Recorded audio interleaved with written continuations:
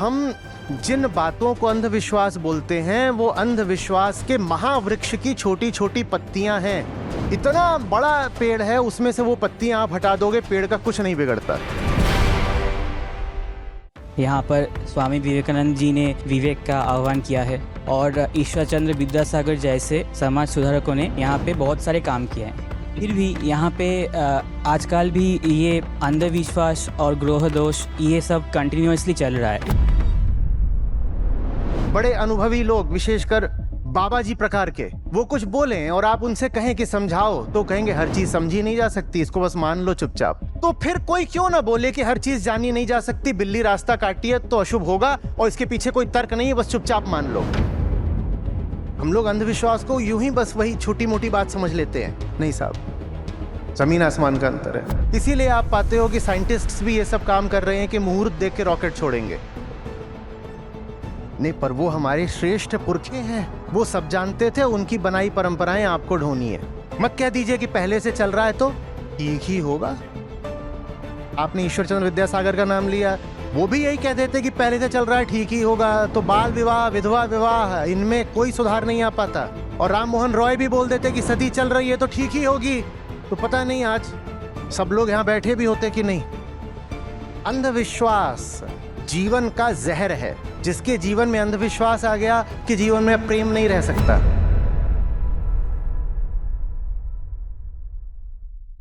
नमस्ते आचार्य जी। मेरा प्रश्न बंगाल और अंधविश्वास के ऊपर है। तो बंगाल की धरती विवेक और करुणा की प्रयोगशाला रही है।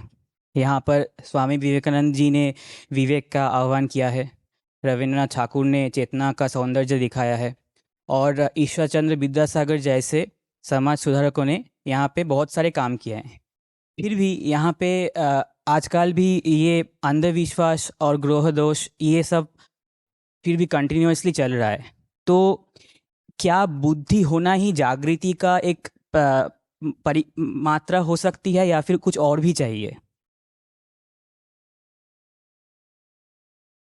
देखिए, अंधविश्वास क्या है, जो उदाहरण आपने लिया उसी से देख लेते हैं। ठीक है, समझना चाहेंगे। अंधविश्वास सिर्फ यही नहीं होता कि किसी बात पर आंख मूंद कर विश्वास कर लिया। अंधविश्वास की परिभाषा इससे थोड़ी अलग है और थोड़ी गहरी है।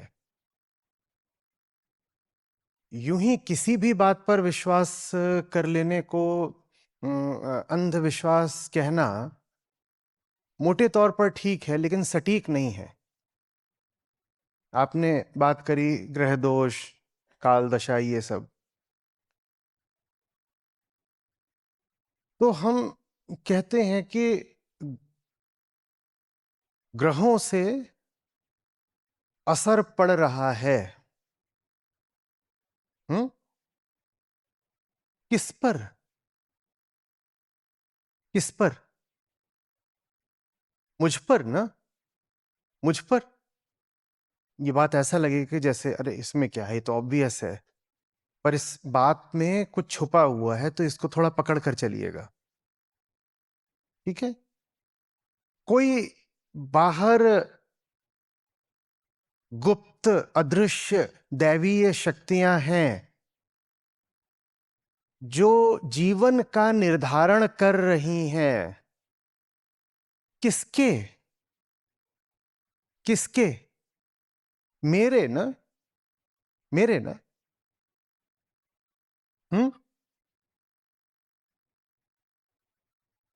सारी समस्या वहां से शुरू होती है जहां किसी को भीतर बैठा मान लिया जाता है, और जो भीतर बैठा माना गया है वो मानने वाले के अनुसार ही कमजोर है, अपूर्ण है। ठीक है? भीतर कोई बैठा हुआ है, भीतर कोई बैठा हुआ है जो अकेला है, बेचैन है, अपूर्ण है, कमजोर है। ठीक है? कोई है, कोई है, कोई खास है जो भीतर बैठा है, उसको मैं क्या बोलता हूं?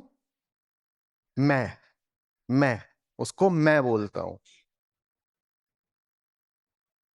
और जैसे ही भीतर कोई ऐसा बैठा मान लिया जाता है, तो भीतर जो बैठा है वो अपने आप में पूर्ण तो है नहीं, एक छोटी सी चीज है। और ये वो खुद ही मानता है बहुत छोटी सी चीज है, प्रमाणित होती है उसकी मान्यता उसकी कामनाओं में, उसके भटकाओं में। वो खुद ही लगातार इधर उधर घूम रहा है कि कुछ पालूं कुछ पालूं, कुछ अपने आप में जोड़ लूं। अपने आप में जोड़ने का प्रयास तो वही करता है ना जो अपने आप को अपूर्ण मानता है, ठीक? तो भीतर कोई बैठा हुआ है जो अपूर्ण है, और उसकी अपूर्णता की पुष्टि इस बात से होती है कि उसमें लगातार कामनाएं बनी रहती हैं, ये पालूं ऐसा कर लूं। भय भी बना रहता है कि कहीं मेरा कोई नुकसान ना हो जाए। पूर्ण का तो कोई नुकसान होगा नहीं। कामना और भय दोनों यही बताते हैं कि मानने वाला खुद को छोटा मानता है, अधूरा मानता है। तो मैं हूं और मैं छोटा हूं और अधूरा हूं। तो वहीं से फिर यह मान्यता निकल कर आती है कि बाहर कोई है जो बड़ा है, पूरा है, श्रेष्ठ है, बलवान है। बाहर कोई तो होगा ना जो बड़ा होगा, पूरा होगा, श्रेष्ठ होगा, बलवान होगा। अब वो बाहर कौन है? बाहर वो कौन है? आंख जिसको भी देखती है वो भी छोटा छोटा ही नजर आता है। मैंने अपने आप को क्या मान लिया? मैं तो अपूर्ण हूं, मैं अपूर्ण हूं। और कैसा हूं? अल्प हूं, अपूर्ण हूं, अल्प हूं, दुर्बल हूं, मैं ये हूं। और अगर मैं कहूं कि मुझसे श्रेष्ठ जो मेरे जीवन का, भाग्य का निर्धारण करता है बाहर कहीं है, तो मुझे दिखाई देता है कि बाहर वाले तुलना में, अपेक्षितया तो मुझसे ताकतवर हो सकते हैं, पर एकदम ताकतवर तो वो भी नहीं है। ठीक है, मेरे पास कम पैसा हो सकता है, किसी के पास ज्यादा हो सकता है। मुझे कम ज्ञान हो सकता है, किसी के पास ज्यादा हो सकता है। पर अनंत पैसा या अनंत ज्ञान, ये सब तो मुझे इनमें भी नहीं दिखाई देता। ये सब लोग कौन है? ये सब लोग कौन है? जो आंखों से दिखाई देते हैं। आंखों से जो कुछ भी दिखाई देता है, दुनिया की सबसे बड़ी इमारत भी कहीं जाकर रुक जाती है, अनंत तो नहीं होती। दुनिया का सबसे बड़ा सागर भी सीमाओं में कैद होता है, अनंत तो नहीं होता। तो अब मामला फंसा। मैं क्या हूं? छोटा, अल्प, अपूर्ण इत्यादि, मैं ये हूं। बाहर जितने हैं वो मुझसे बड़े हैं, कुछ मुझसे छोटे भी हो सकते हैं, पर मामला बस तुलना का है। कोई मुझसे थोड़ा बड़ा है, कोई मुझसे थोड़ा छोटा है। तो फिर वो कौन है जो मेरी और इन सबकी जिंदगियों को चला रहा है? अब यहां कल्पना शुरू हो जाती है। अब कल्पना की जाती है किसी अदृश्य शक्ति की, क्योंकि जो कुछ दृश्य है वो तो मुझे दिख रहा है कि सीमित है।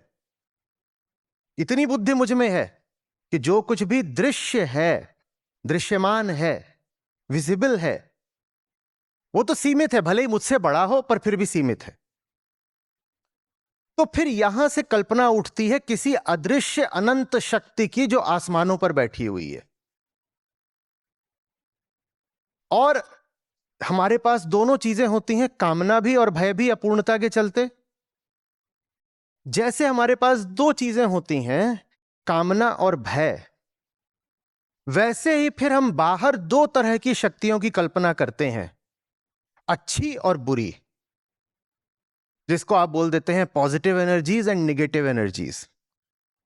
उनका संबंध कामना और भय से है। जो आपकी कामना पूरी करती हो, उस शक्ति की आप कल्पना कर लेते हैं कि सकारात्मक शक्ति है, पॉजिटिव एनर्जी है। और जिससे आपको भय लगता हो, जो आपकी कामना तोड़ती हो, जो आपके सुखों पर घात करती हो, ऐसी शक्ति की आप कल्पना कर लेते हैं, कहते हैं कि यह नकारात्मक ऊर्जा है, नेगेटिव एनर्जी है। समझ में आ रही है बात? सारा अंधविश्वास इसी द्वैत से शुरू होता है। मैं और मेरा रचयिता। और इन दोनों में भी जो पहला अंधविश्वास है वो है मैं। तो अंधविश्वास बस यही नहीं है कि कोई कहे कि साहब बाहर निकलते वक्त दही चाट लोगे तो शुभ हो जाएगा, ये अंधविश्वास है। नहीं नहीं नहीं, वो अंधविश्वास की सतह मात्र है। अंधविश्वास बस यही नहीं है कि फलाने पेड़ के 4 चक्कर लगाने से घर में समृद्धि आ जाएगी, वो भी अंधविश्वास की सतह मात्र है। मूल अंधविश्वास है अहंकार। और जहां अहंकार होगा वहां निश्चित रूपेण अनिवार्यतः ये कल्पना भी होगी कि बाहर कोई है जो अहंकार का भाग्य विधाता है। क्योंकि अहंकार तो इतना सा है ना, लुंजपुंज, छोटा, अल्प, दुर्बल। वो स्वयं तो अपना भाग्य चला नहीं रहा, ये तो स्पष्ट होता है, हम सबको दिखाई देता है कि हमारी जिंदगी हमारे हाथ में तो है नहीं। ये सबको दिखाई देता है ना, कुछ भी हो जाता है। तो फिर हमें ये प्रश्न उठता है कि कौन बैठा है बाहर जो हमारी जिंदगियों को चला रहा है। वहां से फिर कल्पना उठती है कि कुछ दैवीय शक्तियां हैं और कुछ दानवीय शक्तियां हैं, कुछ सहायक शक्तियां हैं और कुछ भयावह शक्तियां हैं। यह है अंधविश्वास। प्रथम अंधविश्वास है अहंकार। दूसरा अंधविश्वास है अहंकार का रचयिता। और फिर उसके आगे टर्शियरी अंधविश्वास है, बाकी वो सब जिनको हम अंधविश्वास के नाम से जानते हैं। जिनको हम अंधविश्वास कहते हैं वो अंधविश्वास का न तो मूल है न तना है, वो तो अंधविश्वास की पत्तियां हैं। पहले मूल आएगा, फिर तना आएगा, फिर शाखा आएगी, फिर प्रशाखा आएगी, फिर पत्ती आती है ना। प्राइमरी, सेकेंडरी, टर्शियरी, उसके आगे फिर पैरा टर्शियरी। हम जिसको अंधविश्वास के रूप में एक्नॉलेज करते हैं, अभिस्वीकृति देते हैं कि अच्छा ये अंधविश्वास है, बिल्ली रास्ता काट गई कुछ अशुभ हो जाएगा, इसको हम कह देते हैं कि ये अंधविश्वास है। और ये अंधविश्वास बचा रह जाता है। बचा इसीलिए रह जाता है क्योंकि पत्ती तोड़ने से पेड़ नहीं हटेगा।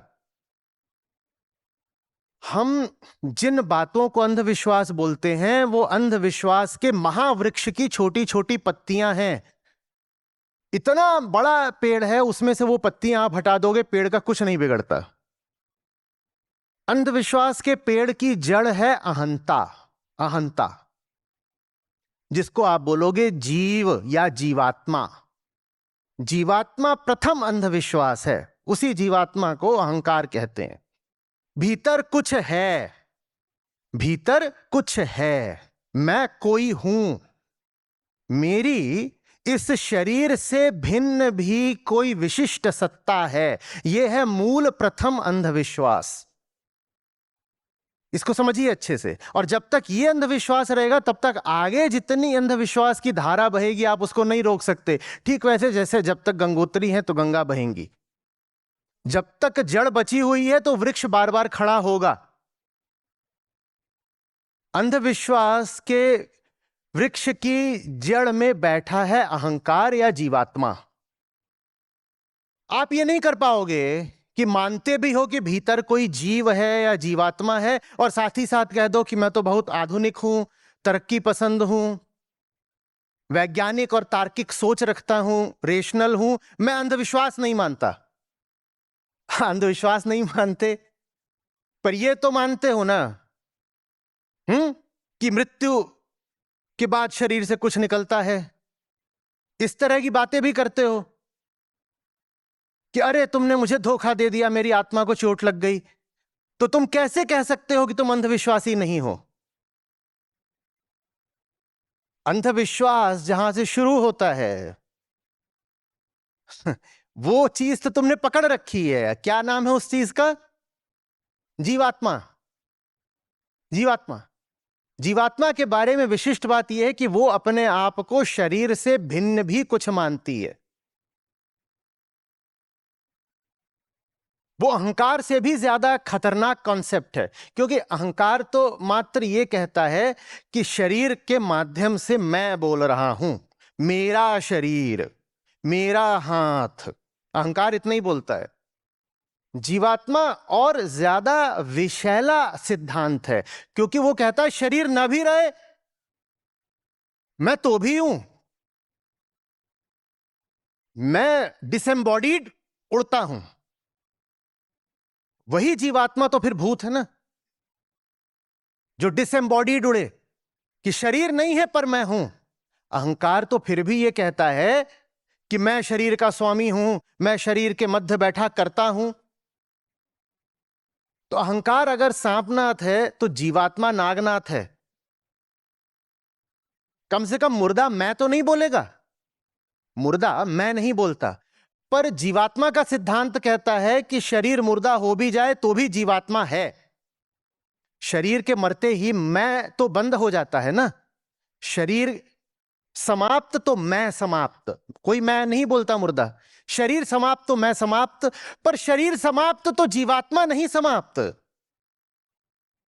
हमारी मान्यता कहती है शरीर समाप्त भी हो गया तो भी अभी जीवात्मा निकलेगी, परमात्मा के चरणों में जाएगी, नदियां पार करेगी और ये होगा और वो होगा। और अगर पापी जीवात्मा है तो उसको सजा मिलेगी, अगर पुण्य उसने संचित किए हैं तो उसको स्वर्ग मिलेगा, अगला बढ़िया जन्म मिलेगा।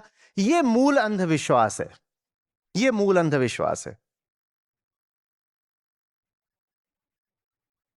पूरी प्रक्रिया समझ में आ रही है कैसे चल रहा है? अगर वो है तो उसको बनाने वाला भी कोई होगा ना, और बनाने वाला ये सब नहीं हो सकता मटेरियल पावर, क्योंकि मटेरियल तो जो कुछ है वो हमें दिखाई पड़ता है कि कैसा है, खुद ही सीमित है, लिमिटेड है। तो फिर हम किसी अनलिमिटेड पावर की कल्पना करते हैं, एक ऐसा अनलिमिटेड पावर, ऐसी असीम शक्ति जो हमारी समझ से बाहर की है। हमारी ये कल्पना चलती है एक असीम शक्ति है जिसको हम समझ नहीं सकते। और एक बार आपने कह दिया कि कोई असीम शक्ति है जिसको आप समझ नहीं सकते, तो अब सब तरह के अंधविश्वास संभव हो जाते हैं। तुरंत आप तर्क दे दोगे, मैं कहूंगा देखो साहब ये जो रंगों का यहां पे आपने जोड़ा बैठाया है ये बहुत अशुभ है। आप कहेंगे कैसे, समझाइए ये अशुभ कैसे है? मैं कहूंगा देखो हर चीज समझी नहीं जा सकती, कुछ बातें मनुष्य की तर्क क्षमता से बाहर की होती हैं। ये सब सुना है आपने? इस तरह के बहुत घूम रहे होते हैं बड़े अनुभवी लोग, विशेषकर बाबा जी प्रकार के। वो कुछ बोलें और आप उनसे कहें कि समझाओ तो कहेंगे हर चीज समझी नहीं जा सकती, इसको बस मान लो चुपचाप। ये हक उन्हें हमने ही दिया है, हमारी मान्यता ने ही उनको ये हक दे दिया है। हमारी ही मान्यता है ना कि हमारी किस्मत को आसमानों से चलाया जा रहा है, कि जीवात्मा निकलेगी तो कहीं आसमानों में चली जाएगी और वहां जाकर शरणागत हो जाएगी। हमारी ही मान्यता है ना। तो जब हमने ही मान लिया है कि इस दृश्य जगत से पार एक सार्वभौम शक्ति बैठी है जो हम सब की किस्मत तय करती है, जब हमने ही ये बात मान ली है, तो फिर कोई क्यों ना बोले कि हर चीज जानी नहीं जा सकती, बिल्ली रास्ता काटी है तो अशुभ होगा और इसके पीछे कोई तर्क नहीं है, बस चुपचाप मान लो, बस मान लो चुपचाप। आप कहेंगे नहीं हम तो नहीं मानते इतना ज्यादा कि किस्मत वगैरह होती है, हम तो नहीं मानते। अच्छा नहीं मानते, पर ये सब तो मानते हो ना। जब फिल्मों में गाना आता है कि दूर कहीं आसमानों में होते हैं ये सारे फैसले, धुन याद आ रही है? उस वक्त आपको अपनी रोमांटिक धुन में ये पता भी नहीं चलेगा कि आपने अंधविश्वास पाल लिया, कि दूर कहीं आसमानों में जोड़े बनाए जाते हैं, कि ऊपर वाला जोड़े तय करके भेजता है, कि मैं यहां बैठा हुआ हूं तो कहीं ऊपर वाले ने मेरे लिए कोई मेरा जोड़ीदार तय कर रखा है। वो ये सब अंधविश्वास ही है।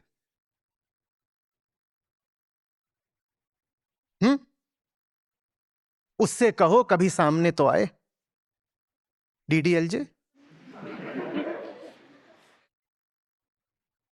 मेरे ख्वाबों में जो आए आके मुझे छेड़ जाए, उससे कहो कभी सामने तो आए। माने तय तो पहले से ही है, पहले से तय है और भीतर कोई बैठा है जो उसको जानता भी है, वो मेरे ख्वाबों में आता है। आप देखिए इसमें भावना क्या है, इसमें क्या चल रहा है, इसका मनोविज्ञान समझिए कि कोई मेरे लिए पहले से, कोई एक विशिष्ट मेरे लिए पहले से निर्धारित करके किसी ऊपरी ताकत द्वारा किसी जगह पर रख छोड़ा गया है, और वो आने भी लग गया है। कहां?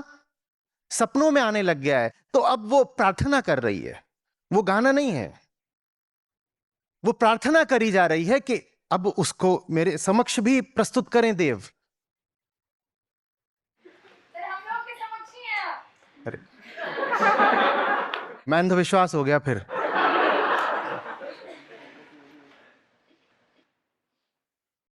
ये बात आ रही है समझ में? जब धरती की हमारी इक्वेशंस बैलेंस नहीं होती ना, तो हम उनमें एक इमेजिनरी वेरिएबल ऐड कर देते हैं बैलेंस करने के लिए। यहां से अंधविश्वास शुरू होता है। लगभग ऐसी सी बात है कि आप 100 रुपए लेकर के गए थे, 100 रुपए लेके गए थे, और घर वापस आए तो कुल हिसाब कर रहे हैं कहां खर्च किया कहां खर्च किया, तो 80 ही रुपए सामने आ रहे हैं, 20 का कुछ पता नहीं चल रहा। इक्वेशन बैलेंस ही नहीं हो पा रही। तो आपने कह दिया कि ये जो 20 है ये आसमानों के पास चला गया। ये बेईमानी है ना?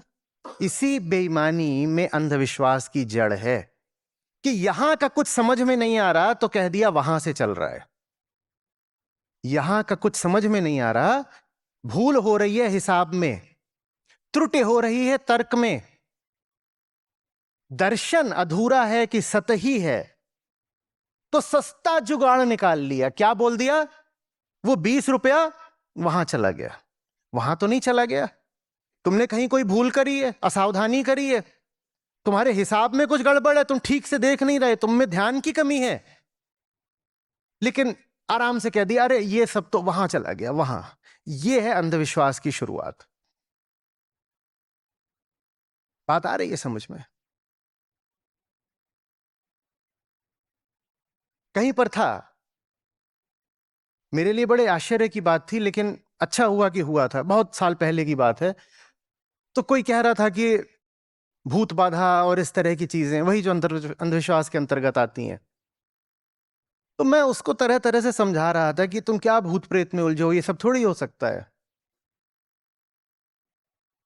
वो सुनता रहा सुनता रहा सुनता रहा, फिर बोलता रहा ये बात आप उनको तो कभी बोलते नहीं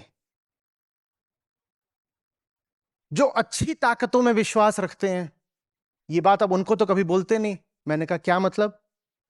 बोला मैं यही तो बोल रहा हूं कि बुरी ताकतें होती हैं। अगर अच्छी ताकतें हो सकती हैं अदृश्य, तो फिर बुरी ताकतें भी होंगी ना। मैंने कहा हाँ हाँ हाँ। बोल रहा इसका मतलब ये बताइए कि अगर भगवान है तो फिर भूत भी होगा ना। आप ये कैसे कह सकते हो कि भूत तो नहीं है पर भगवान है? आप ये कैसे कह सकते हो? मैं निरुत्तर हो गया, क्योंकि उसकी बात बिल्कुल ठीक थी। अगर एक अदृश्य शक्ति को मानोगे निगेटिव वाली, तो पॉजिटिव वाली भी माननी पड़ेगी एंड वाइस वर्सा। और ये भूतवादियों के पास बहुत बड़ा तर्क रहता है। वो कहते हैं अगर आसमानों में छुपा हुआ भगवान हो सकता है, तो फिर इसी तरह यहां हवाओं में छुपे हुए भूत प्रेत क्यों नहीं हो सकते? क्यों नहीं हो सकते? अब आप क्या तर्क दोगे? क्योंकि आधार तो दोनों का एक ही है कि कुछ है छुपा हुआ जो मेरा कल्याण कर सकता है या मेरी हानि कर सकता है। कुछ है, कुछ है। कोई है जिसने मुझे बनाया था, तो फिर कोई है जो मुझे मिटा भी सकता है।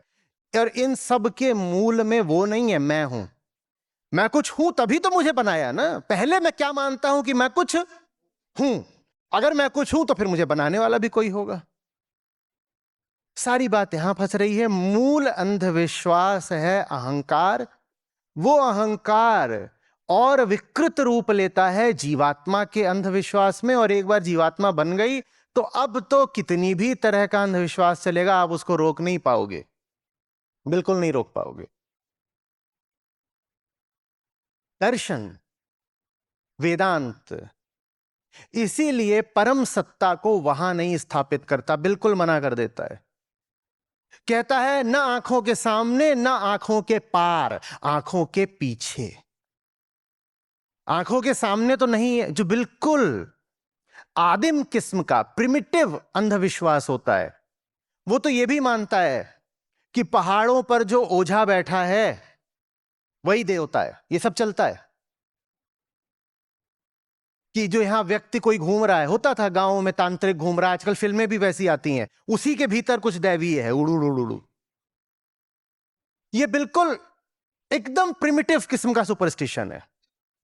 वेदांत कहता है ये नहीं चलेगा, आंखों के सामने दैवीयता है, नहीं चलेगा। तो फिर उससे एडवांस्ड किस्म का और उन्नत अंधविश्वास क्या चलाया गया कि नहीं नहीं नहीं, जो परम शक्ति है वो आंखों से दिखाई नहीं दे सकती। वेदांत कहता है ना, ये भी नहीं चलेगा। ना आंखों के सामने ना आंखों के पार, ना पृथ्वी पर है ना आकाश पर है, परम सत्ता बस यहां है हृदय में, अहम ब्रह्मास्मि। और किसी को अगर तुमने माना तो जान लो कि माना है, और मान्यता ही अंधविश्वास है। सत्य कोई मानने की बात नहीं होती। ये जो हमारी भाषा ही रहती है ना कि अच्छा आप लोग कौन से भगवान जी को मानते हैं, अच्छा आप लोग कौन से देवता जी को मानते हैं, ये भाषा ही अंधविश्वास की है। सत्य कोई मानने की बात होती है। ब्रह्मविद ब्रह्मैव भवति, वो हुआ जाता है, माना नहीं जाता। हुआ जाता है, माना नहीं जाता। वो कहीं न सामने है, न इस लोक में है, न परलोक में है। वो मात्र हृदय में हो सकता है। आपके ही सत्य को उच्चतम, उच्चतम माने परम कहा गया है। आत्मा ही अंतिम सत्य है, और आत्मा से ऊंचा कोई होता नहीं। तो परम आत्मा कहना कोई आवश्यक भी नहीं, और कहना भी है तो यही कह सकते हैं कि आत्मा ही परमात्मा है। आप ही वो हो तत्वम असि। अब अंधविश्वास की जड़ उखाड़ ली आपने, अब अंधविश्वास नहीं बच सकता, अब नहीं बचेगा। लेकिन जिस क्षण आप जीव जगत और जीव ईश्वर के द्वैत में विश्वास करने लगे, आपने एक नहीं 100 किस्म के अंधविश्वास स्वीकार कर लिए, फैला दिए। अब यहां से आपको समझने में मदद मिलेगी कि क्यों बहुत पढ़े लिखे लोग भी अंधविश्वासी होते हैं। क्योंकि अंधविश्वास का मूल शिक्षा से नहीं हट सकता। बहुत लोग सोचते हैं कि एजुकेशन से सुपरस्टिशन हट जाएगा, बहुत लोग सोचते हैं। हाँ, मदद मिल जाती है, मदद मिल जाती है, पर उतनी ही मदद मिलती है जैसे कोई बहुत बड़ा पेड़ हो, आपने उसकी प्रूनिंग कर दी हो। आप पत्तियां हटा दोगे, कुछ उसकी टहनियां वगैरह हटा दोगे, पर ना तो उसका तना गया है ना उसकी जड़ गई है। इसीलिए आप पाते हो कि साइंटिस्ट्स भी ये सब काम कर रहे हैं कि मुहूर्त देख के रॉकेट छोड़ेंगे। एक नई हवा चली है जिसमें सर्जन तक ये कह रहे हैं कि सही समय पर सर्जरी होगी तो चांसेस बेटर हैं। ये बिल्कुल यही शब्द हैं, सही समय पर सर्जरी होगी तो। और सही समय से मतलब ये नहीं है कि उसकी कंडीशन देख के, सही समय माने मुहूर्त वगैरह निकाल करके सही समय पर होगा तो देखो शायद चांसेस बेटर हो। हॉस्पिटल में हमारे इन हाउस एक ज्योतिषी जी हैं, आप जाके उनसे कंसल्ट करें।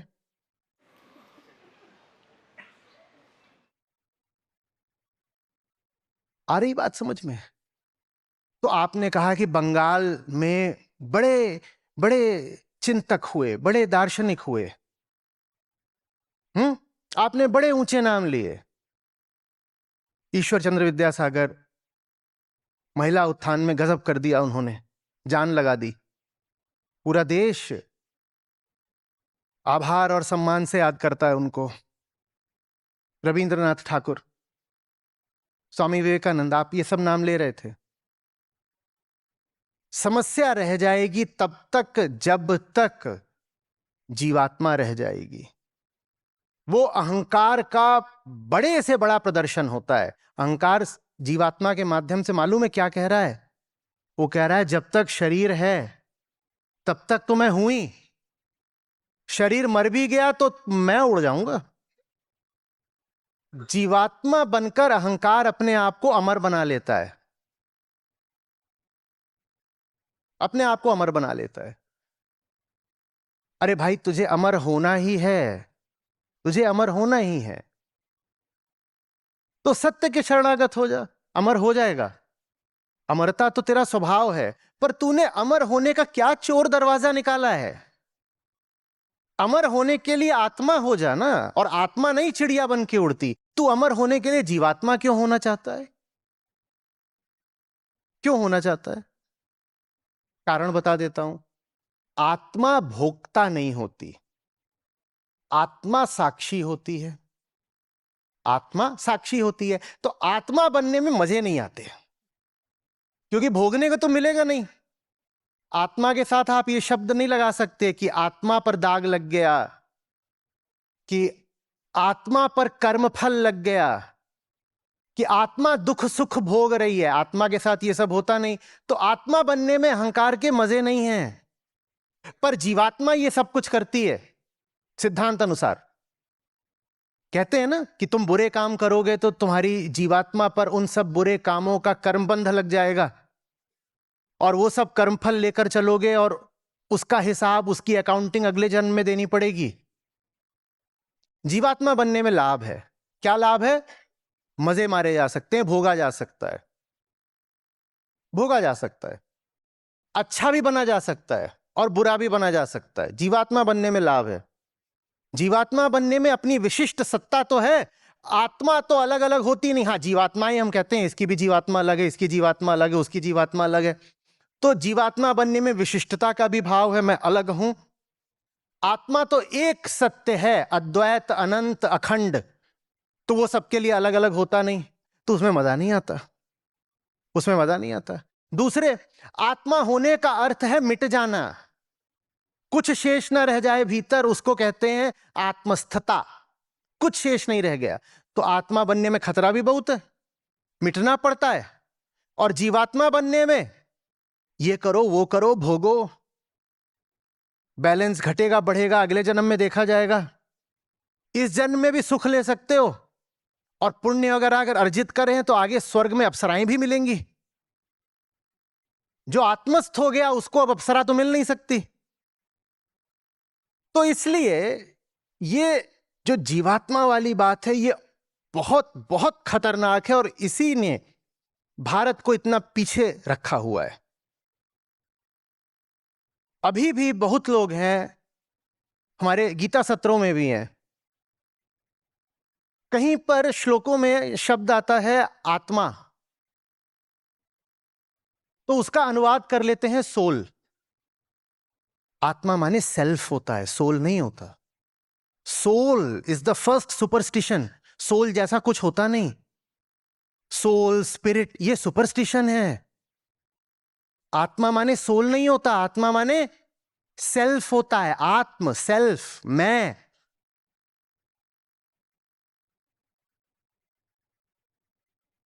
जब तक आपकी भाषा से सोल शब्द नहीं निकलेगा, तब तक अंधविश्वास बचा ही रह जाएगा।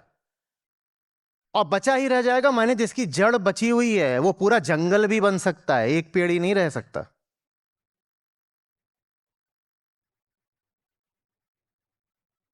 सोल क्या है, स्पिरिट क्या है? ये मन के कॉन्सेप्ट्स हैं। तो जब कोई बात कहनी हो जिसमें सोल का उपयोग आवश्यक लग रहा हो या उपयोगी लग रहा हो, तो सोल मत कहिए, कहिए माइंड। मत कहिए माय सोल स्टैंड्स हर्ट और ब्लेमिश्ड। माइंड, क्योंकि है तो ये मेंटल कॉन्सेप्ट ही ना, तो सोल और कुछ नहीं है, माइंड ही सोल है।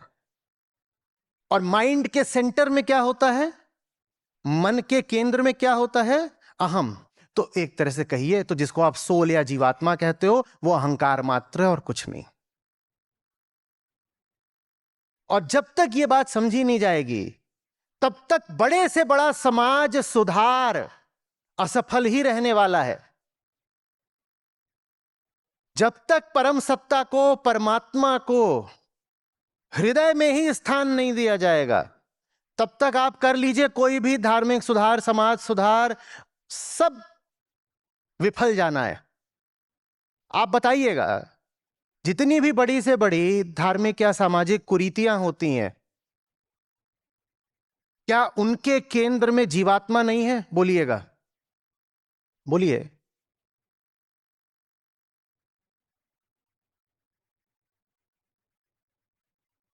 ये निचले वर्ण का है या तथाकथित निचली जाति का है? बताओ कैसे इसकी जाति निचली है? बताओ। शरीर तो सबका एक जैसा होता है, शरीर तो सबका एक जैसा होता है। जो अपने आप को बहुत ऊंचे वर्ण का बोलता हो, जो बहुत निचले वर्ण का बोलता हो, दोनों के शरीर से सैंपल्स ले लो, जिस भी चीज के लेने हैं, खून, हड्डी, मांस, जिस भी चीज का सैंपल लेना है, शरीर तो एक जैसा ही निकलेगा। तो फिर ये दोनों में जो तुम इतनी जबरदस्त भेद की मान्यता रखते हो कि नहीं ये दोनों हैं तो अलग अलग ही, वो भेद तुमने कहां से प्रक्षेपित करा है? जीवात्मा से। और कहां से? और कहां से?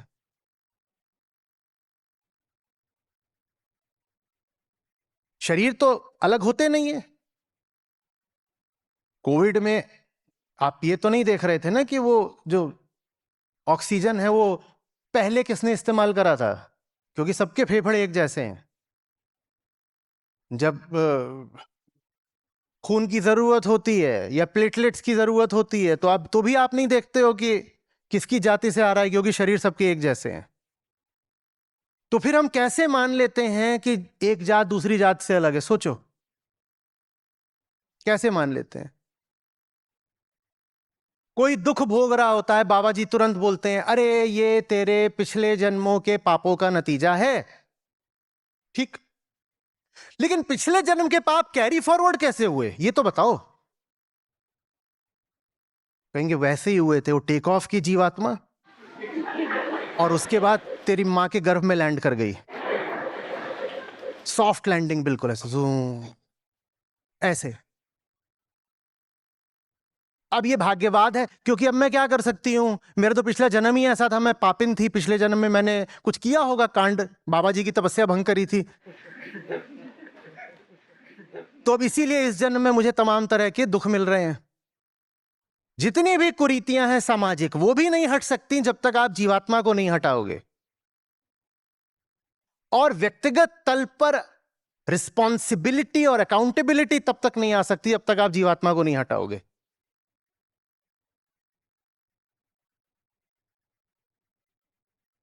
एक आदमी बिल्कुल गैर जिम्मेदार है, काहिल है, क्या उसका शरीर खराब है? क्या उसका शरीर खराब है? नहीं, नीयत खराब है। पर वो ये नहीं मानेगा कि नीयत खराब है, वो क्या कहेगा? मैं तो हूं ऐसा, मैं क्या कर सकता हूं, मैं तो ऐसा ही हूं। तुम ऐसे कैसे हो? समझाओ ना। जेनेटिकली तुम खराब हो, जीन्स तो तुम्हारे वही हैं जो किसी और के भी हैं, जीन्स तो तुम्हारे वही हैं जो किसी और के भी हैं, पर तुम ना काम करना चाहते, ना मेहनत करना चाहते, ना जिम्मेदारी उठाना चाहते, तो तुमने अपनी इररिस्पॉन्सिबिलिटी किस चीज के पीछे छुपाई है? कर्म फल है, मैं क्या करूं, लॉ ऑफ कर्मा है, लॉ ऑफ कर्मा है।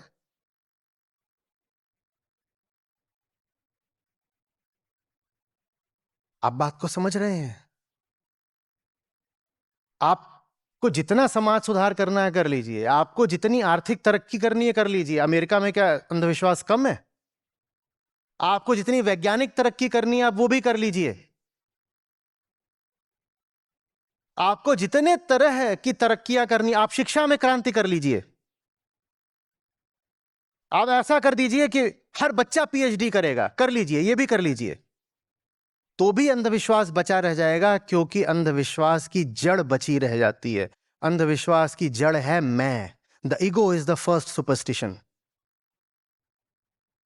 वो है नहीं, पर कहती है कि मैं हूं।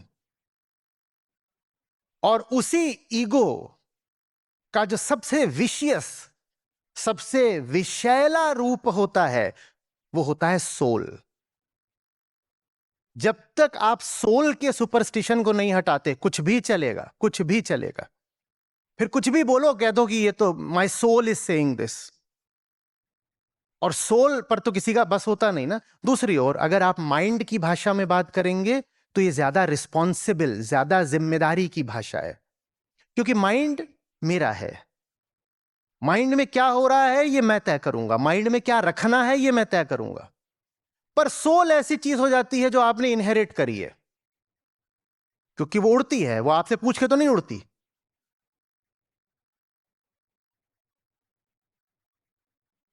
बात आ रही है समझ में?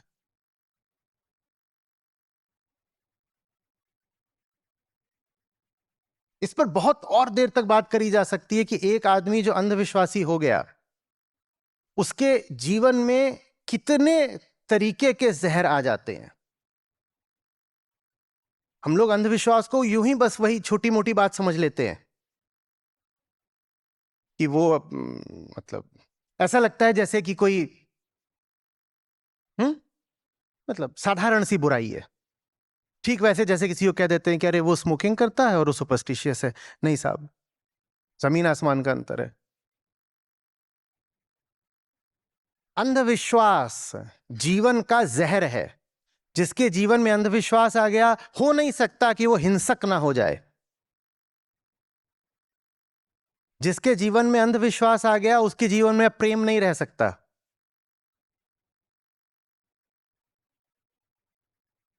जिसके जीवन में अंधविश्वास आ गया, उम्मीद भी मत करना कि उसके पास साहस या ताकत बचेगा। हाँ, क्रोध और प्रतिक्रिया दिखाई दे सकते हैं, अंधी प्रतिक्रिया वो कर सकता है, पर एक शांत अदम्य साहस अब उसमें नहीं दिखेगा।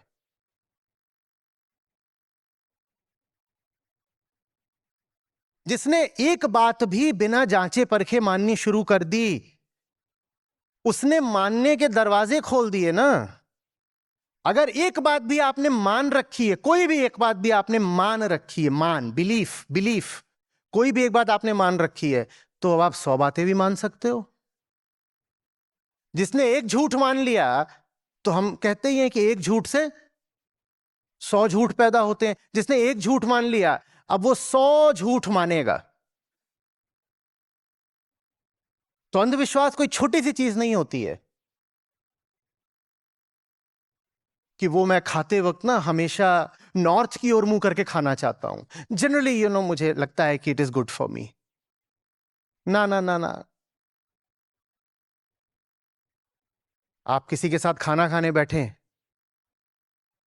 और शुरू में वो ये लक्षण दिखा दे, खाना छोड़ के भाग जाइए।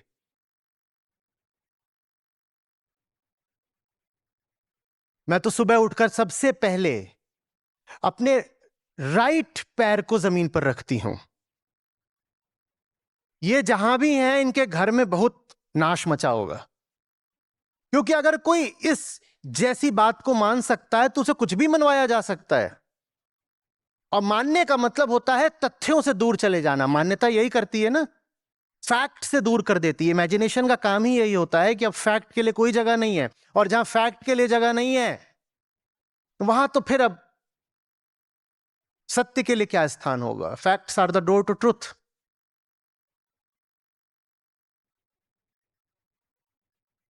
तो इन छोटी छोटी बातों को अपनी कोई यूं ही इनॉकुअस हैबिट मत कह दिया करिए कि अरे ऐसे ही, इसमें कोई बहुत बड़ा नुकसान नहीं हो गया, मुझे लगता है मैं ऐसा ही मानता हूं।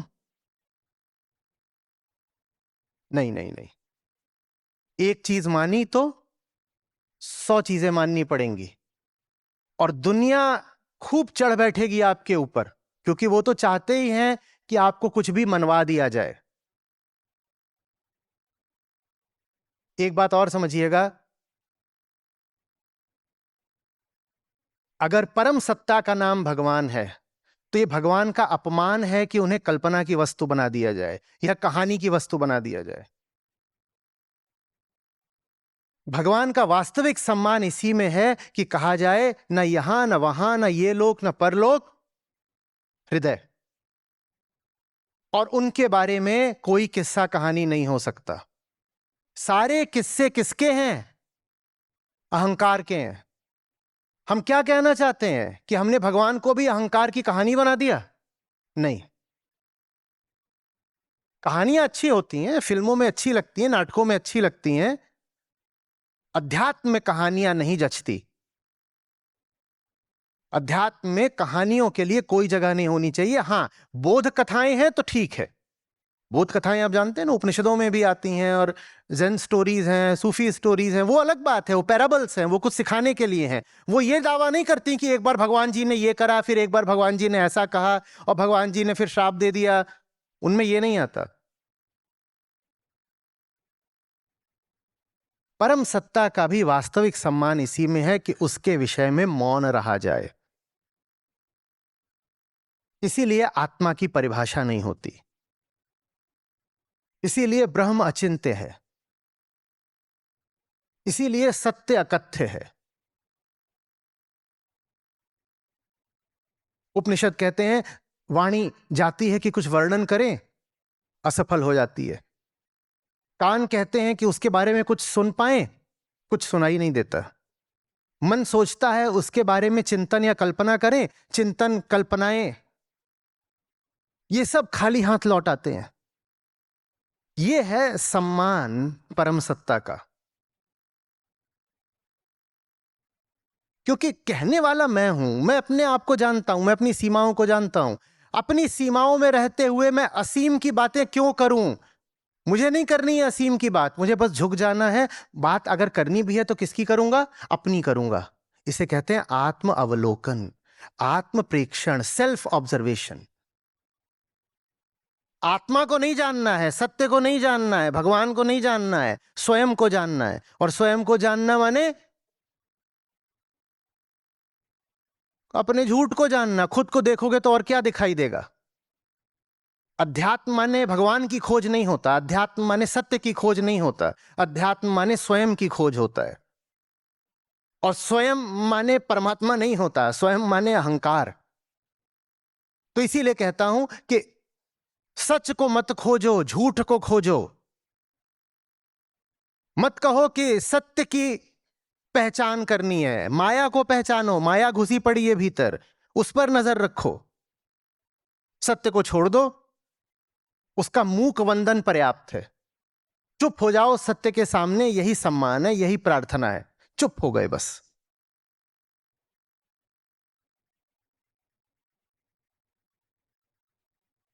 ये जो हम अपनी प्रार्थनाओं में और आरतियों में जोर जोर से गुणगान करते हैं ना,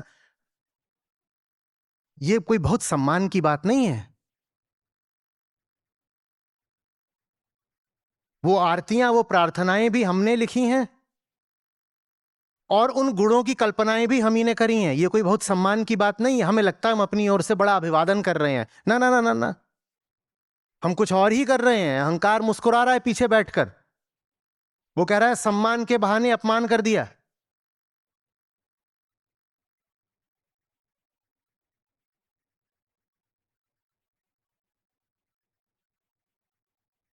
तो शिक्षा आवश्यक है, पर शिक्षा मात्र से अंधविश्वास नहीं हटेगा। शिक्षा आवश्यक है पर पर्याप्त नहीं है। ठीक वैसे जैसे अविद्या आवश्यक है पर पर्याप्त नहीं है। हमें अविद्या के साथ साथ विद्या भी चाहिए। इसी तरीके से हमें शिक्षा, यानी जो हमारी फॉर्मल एजुकेशन है, जो औपचारिक हमारी शिक्षा है स्कूल की, कॉलेज की, हमें उस शिक्षा के साथ साथ आत्मज्ञान चाहिए। तब अंधविश्वास हटेगा। जब विद्या अविद्या दोनों मिल जाते हैं तब अंधविश्वास हटता है। और इन दोनों में भी ज्यादा जरूरी है विद्या, क्योंकि विद्या माने खुद को जानना। जब आपको खुद का ही नहीं पता होगा तो आप ये कैसे पता करोगे कि अविद्या कैसी हासिल करनी है? जो आदमी खुद को नहीं जानता वो कह रहा है मैं 4 किताबें उठा रहा हूं पढ़ने के लिए। वो कौन सी किताबें उठा लेगा? एकदम व्यर्थ किताबें, मूर्खतापूर्ण किताबें। जाएगा कहीं पे देखेगा सबसे बढ़िया मस्त बिकने वाला पॉप लिटरेचर कौन सा है, फैंटास्टिक फिक्शन कौन सा है, वो उसको उठा के पढ़ने लगेगा और क्या कहेगा कि मैं क्या हासिल कर रहा हूं? अविद्या। साहब, अविद्या भी हासिल करने वाले आप ही हैं। तो पहले आपको ठीक होना पड़ेगा, फिर अविद्या हासिल करिए। तो विद्या अविद्या दोनों आवश्यक हैं, लेकिन इन दोनों में भी पहला स्थान किसका है? विद्या का, खुद को जानने का। और जब व्यक्ति खुद को भी जानता है और दुनिया को भी जानता है तो अंधविश्वास समूल हट जाता है। सेल्फ को भी जानता है और साइंसेस को भी समझता है। अब अंधविश्वास हटेगा, अब जिंदगी में बिल्कुल एक मौलिकता और ताजापन आता है, सच्चाई आती है जिंदगी में। मेरा आपसे आग्रह है, कुछ भी ऐसा मत करिए जो आप जानते समझते नहीं कि क्यों कर रहे हैं।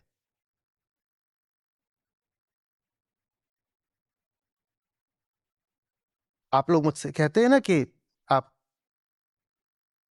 कुछ रखते हैं मेरे लिए, थोड़ा बहुत कुछ भी, तो इतना आग्रह, समझिए बात को मेरी, कुछ भी ऐसा मत करो जो आप नहीं जानते कि क्यों कर रहे हो। बस ये मत कह दो कि ऐसा तो होता ही है तो हम भी कर रहे हैं। क्यों कान छिदवा छिदवा करके ये लटका रखा है? बताओ तो, मनुष्य हो, मनुष्य अपना कान छिदवा करके उसमें एक मेटल क्यों लटका रहा है? मेरे देखे, ये एक ह्यूमन एनाटॉमी है, ये ईयर लोब्स हैं। ये इसलिए होते हैं ताकि आपके ईयर ड्रम तक कचरा ना पहुंचे। ये उसको सुरक्षा देने के लिए होते हैं, क्योंकि वो एक ओपन एंट्री है, तो उसके आसपास ये बना दिया गया। क्यों इसमें छेद करके मेटल लटका रहे हो? पर ये तो सभी करते हैं, ये तो मतलब सभी करते हैं। अरे क्यों कर रहे हो? नाक में छेद क्यों कर रहे हो? गले में मेटल क्यों लटका रहे हो? मैं विरोध नहीं कर रहा, मैं प्रश्न कर रहा हूं। मैं कह रहा हूं, अगर आपको पता है कि क्यों लटका रहे हो तो जरूर लटकाओ। मैं लटकाने का विरोधी नहीं हूं, मैं न जानने का विरोधी हूं। जानकर समझकर आपको लटकना है, लटकाना है, कुछ भी करिए, सब ठीक है। पर बिना जाने कुछ भी क्यों कर रहे हो, यह मैं आपसे आग्रह कर रहा हूं। अगर नहीं जानते तो मत करो, नहीं जानते तो सवाल पूछो।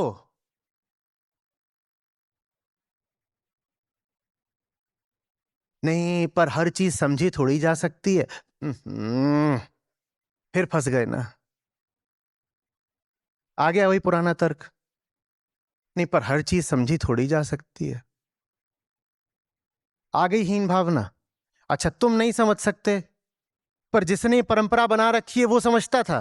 वो कौन है? सुपरमैन? नहीं, पर वो हमारे श्रेष्ठ पुरखे हैं, वो सब जानते थे। जहां से ये परंपरा आ रही है ना, उस समय पर न तो शिक्षा थी, न प्रयोगशालाएं थीं। वो सब जानते थे, वो सब जानते थे। उनकी बनाई परंपराएं आपको ढोनी है ना?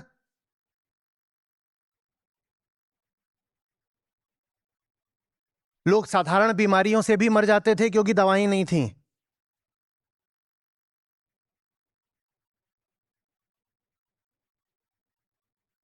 और वो सब जानते थे, वो सब जानते थे।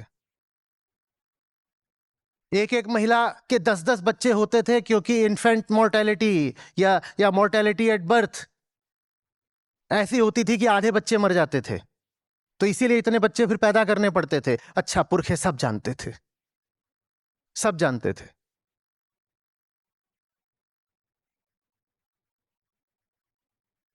बैलगाड़ी पर जिंदगी चल रही थी, अच्छा, सब जानते थे। लो अतीत से उतना ही जितना पोषक है, जीर्ण शीर्ण का मोह मृत्यु का द्योतक है।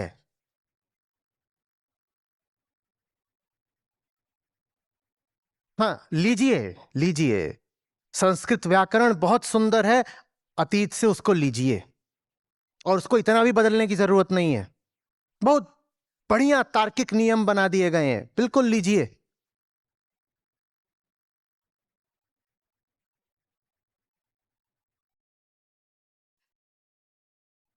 षड दर्शन है आपके पास, जाइए पढ़िए। अतीत को ठुकराने की बात नहीं कर रहा हूं, विवेक की बात कर रहा हूं। पता होना चाहिए अतीत से क्या लेना है और क्या नहीं लेना है।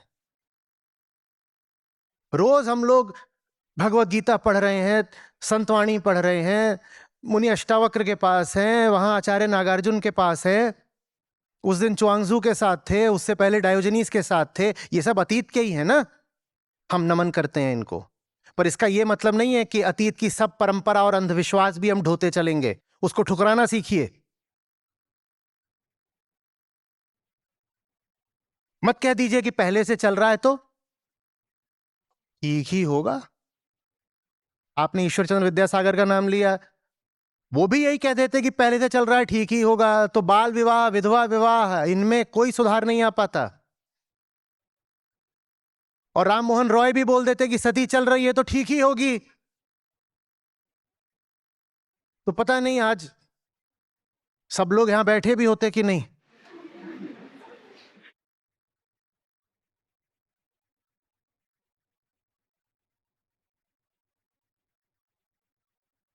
पीछे से जो चलता आ रहा है सब ठीक नहीं होता।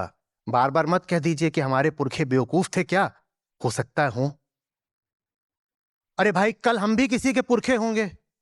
मैं तो निरा बेवकूफ हूं, आप भी थोड़े बहुत तो बेवकूफ होंगे ही।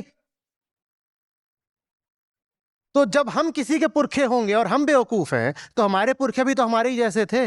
उनमें भी कुछ बुद्धिमान थे तो कुछ बेवकूफ भी रहे होंगे। हर तरह के इंसान होते हैं।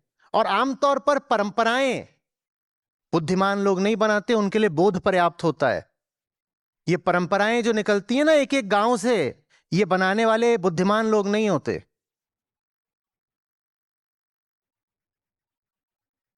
बुद्धिमान अपने पीछे पुस्तकें छोड़ जाते हैं, दर्शन छोड़ जाते हैं, समझ छोड़ जाते हैं। वो ये नहीं कहते कि टोना टोटका है, यही परंपरा है, इसका पालन करो। हमारे घर में तो जब भी नई बहू आती है पहले दही से नहाती है। हाँ, क्यों? क्या? लस्सी? अलग अलग क्षेत्रों में अपना अलग अलग, ऐसी को हम कहते हैं हमारी क्षेत्रीय पहचान है। ये हमारी, वहां दही चलती है, हमारे गांव में लस्सी चलती है।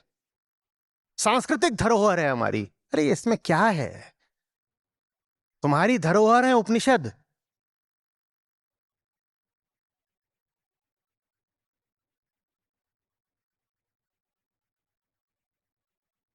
कल्चरल हेरिटेज जैसा कुछ नहीं होता।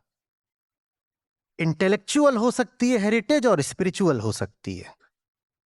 इंटेलेक्चुअल मतलब किसी ने कोई आइडिया दिया था, विचार दिया था, सिद्धांत दिया था। और स्पिरिचुअल माने किसी ने बोध के सूत्र दिए थे, समझ दी थी। सिद्धांत दिया तो इंटेलेक्चुअल, बौद्धिक। और समझ के सूत्र दिए तो आध्यात्मिक विरासत।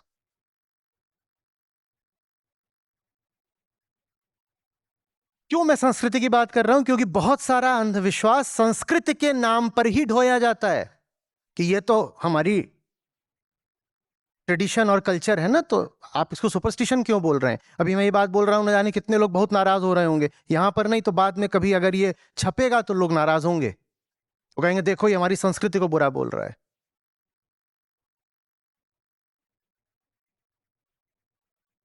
बताइए। सर एक फॉलोअप है। फॉलो फॉलो अप लीजिए, जल्दी जल्दी लीजिए। Sir follow up. बोलिए। सर आपने वैज्ञानिकों की बात की, चिकित्सकों की बात की। एक मनोविज्ञानी भी अगर माइंड को स्टडी करता है वो ऑब्जेक्टिवली करता है। लेकिन हम अगर कला की ओर जाए, आर्ट्स की ओर जाए, वहाँ पे हम देखते हैं कि कोई एक गाना लिख रहा है, कोई एक मूवी बना रहा है, उनमें बहुत ऊंचे दर्शनों का प्रभाव होता है, वो हम देख पाते हैं। लेकिन फिर भी वो एक ही बात कहते हैं, हम चांस नहीं ले सकते, हम थोड़ी बहुत कर लेंगे, सुपरस्टिशन तो क्या होगा। और वो पॉपुलर मीडिया में भी आते हैं और वो प्रचार भी होता है पॉपुलर मीडिया में। एक बैट्समैन जब बैटिंग करने जाता है वो बाएं पैर का जूते पहले बांध के रखता है। तो देख रहे हो ना, जहां कहीं भी कामना है वहां पर जीवात्मा और अंधविश्वास दोनों को ठुकराना बड़ा मुश्किल हो जाएगा। ये सब एक ही घराने के हैं, दिखाई दे रहा है। कामना, अहंकार, जीवात्मा, अंधविश्वास। ये जो तुम्हारा बैट्समैन है, इसको बड़ी कामना है कि किसी तरह टीम में बचा रहूं ताकि एंडोर्समेंट्स मिलेंगे, एडवर्टीजमेंट्स मिलेंगे, पैसा भी तो कमाना है, बाहर जाकर सेटल भी तो होना है। तो इसलिए इसे अंधविश्वासी होना पड़ेगा, क्योंकि भीतर कामना बिल्कुल लपटे जल रही हैं। बात समझ में आ रही है? और कामना जितनी प्रबल होती है, आदमी उतना कहता है कि चांस कौन ले, रिस्क कौन ले। ये सब एक ही घराने के, अच्छे से समझना। इसीलिए अंधविश्वास रखे रखे आध्यात्मिक नहीं हो पाओगे।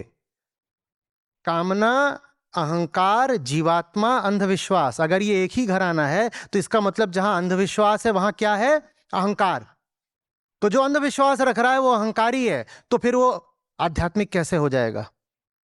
और मजेदार बात यह है कि अंधविश्वास सबसे ज्यादा तथाकथित धार्मिक आध्यात्मिक लोगों में पाया जाता है। जो अपने आप को धार्मिक बोलता हो उसकी कहीं ज्यादा संभावना है अंधविश्वासी होने की, जबकि धर्म का मतलब ही होता है अंधविश्वास से मुक्ति।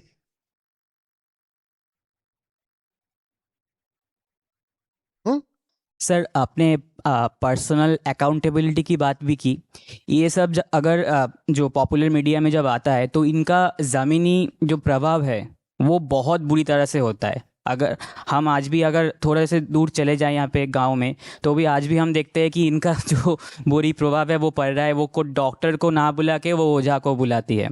तो ये पर्सनल अकाउंटेबिलिटी की बात भी हो गई। और एक चीज़ सर, आप कामना की बात बोल रहे हैं, मेरा ये प्रश्न है, क्या अल्टीमेटली डर ही सबसे बड़ा बंधन है जिनके सामने अगर कोई बुद्धिमान भी हो, कोई ज्ञानी भी हो, वो झुक जाता है? देखिए, डर किसको लगता है? जिसको डर लगता है उसकी बात करिए ना। आप खुद को बचाए बचाए डर को नहीं हटा सकते कि मैं तो बचा रहा हूं पर डर हट जाए, ये नहीं हो पाएगा। और बहुत सारे तार्किक लोग, बुद्धिजीवी ये कोशिश करते हैं। वो कहते हैं फ्रीडम फ्रॉम फियर, वो कभी नहीं कहते फ्रीडम फ्रॉम सेल्फ। सेल्फ माने अहंकार को बचाना है और फियर को हटाना है। ये कैसे कर लोगे भाई? ये कैसे कर लोगे? सेल्फ का मतलब ही है एक इमेजिनरी, फिक्टिशियस, काल्पनिक एंटिटी जो छोटी सी है, अकेली है, उदास है, अपूर्ण है और लगातार इसी उधेड़बुन में है कि क्या पकड़ लूं, क्या छोड़ लूं, किस दुकान से क्या खरीद लूं और किससे बचकर निकल लूं। यही तो करता है ना अहंकार। भाई अगली कौन सी कामना पूरी करनी है? नौकरी तो लग गई, अब अगला ये है, अब अगला ये। अहंकार माने बस यही। उसकी परिभाषा में ही उसका दुख छिपा हुआ है। उसकी परिभाषा ही यही है कि मैं अल्प हूं, अपूर्ण हूं, अकेला हूं, असुरक्षित हूं। अल्प हूं, अपूर्ण हूं, अकेला हूं, असुरक्षित हूं, यह अहंकार की परिभाषा है। तो इस परिभाषा के साथ ही डर चलता है। आप कैसे डर हटा दोगे बिना अहंकार को हटाए? और एक चीज और समझना, आप जब पढ़े लिखे लोगों की बात कर रहे हो, अहंकार बस वही नहीं होता कि नई बहू के ऊपर दही डाल दी।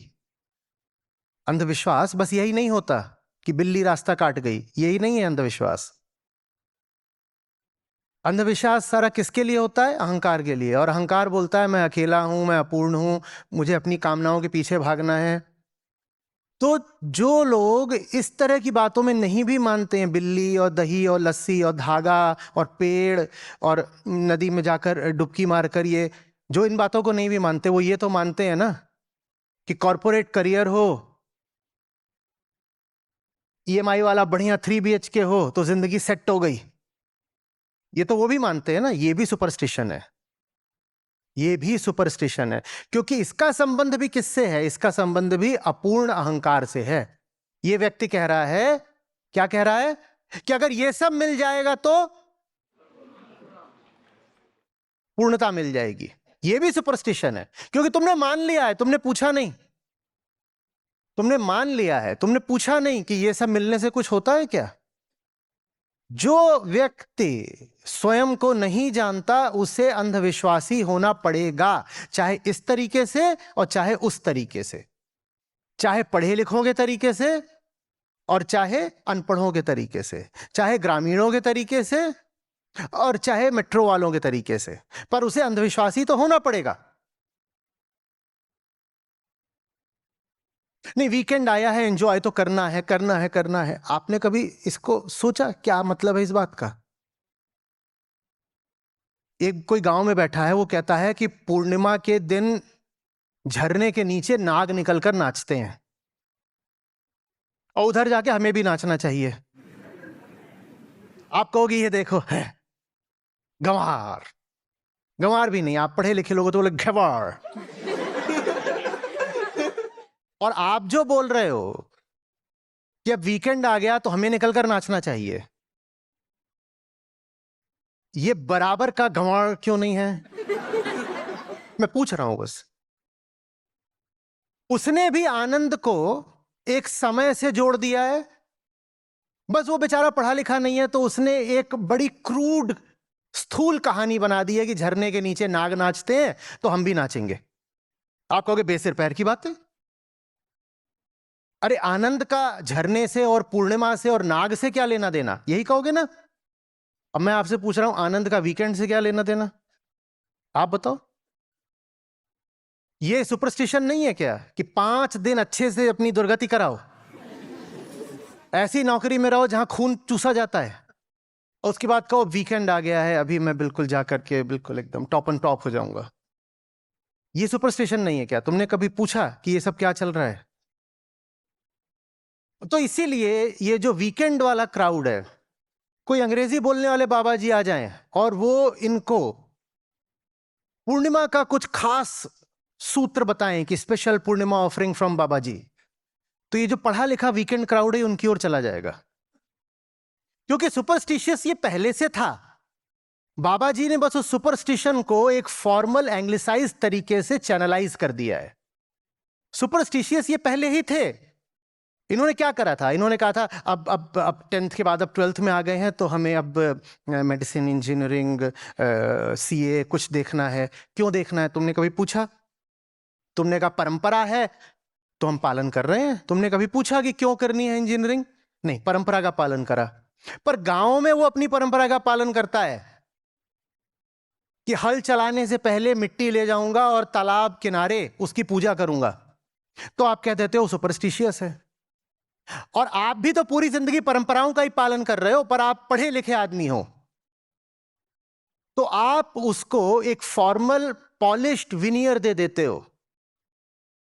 लेकिन आप भी सुपरस्टिशन के अलावा और क्या कर? अब 12th के बाद ये कर लिया, अब मुझे जॉब मिलनी चाहिए, अब मुझे एक अच्छी गर्लफ्रेंड बॉयफ्रेंड मिलना चाहिए, अब मेरे 2 क्यूटी क्यूटी बेबीज होने चाहिए। ये सुपरस्टिशन कैसे नहीं है? आपको कैसे पता कि इससे कुछ मिलेगा? आपको बोलिए ना, आपको कैसे पता? ठीक जैसे वो माने बैठा है कि हल चलाने से पहले खेत की मिट्टी को तालाब किनारे ले जाकर के पूजने से फसल अच्छी हो जाएगी, यही मानता है ना वो, और फसल अच्छी हो गई तो मेरी जिंदगी धन्य हो जाएगी। वो भी यही मानता है, आप भी तो यही मान रहे हो कि अच्छी लड़की मिल गई तो जिंदगी बिल्कुल धन्य हो जाएगी। आपको कैसे पता? आपको क्या पता? क्या पता? बोलिए तो। अब अब्रॉड जाके सेटल हो जाते हैं, क्या पता आपको? वो भी किसी एक खास जगह को पवित्र मानता है, तालाब किनारे। आप भी एक खास जगह को पवित्र मानते हो, अटलांटिक किनारे। तो यहां से जाएंगे यूएस में सेटल हो जाएंगे ईस्ट कोस्ट पर।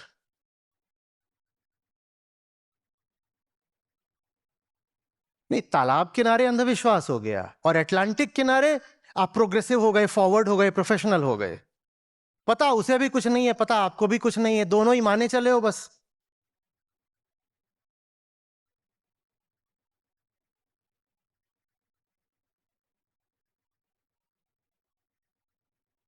जो नहीं समझते उसको समझने का प्रयास करो।